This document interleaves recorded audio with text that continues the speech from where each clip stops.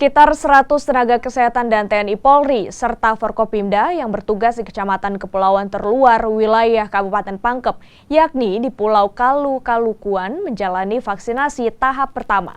Dari 100 orang calon penerima vaksin, hanya 30 orang yang berhasil divaksin setelah dinyatakan lolos pemeriksaan persyaratan kesehatan. Sementara itu, Puskesmas di wilayah ini sendiri mendapat 133 kuota vaksin Sinovac dari pemerintah Kabupaten Pangkep.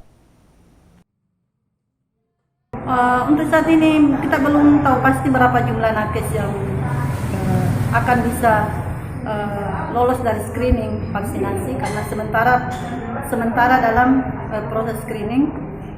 Tapi kalau jumlah nakes ada 74 orang dan jumlah vaksin yang didistribusi ke sini ada 133 vaksin.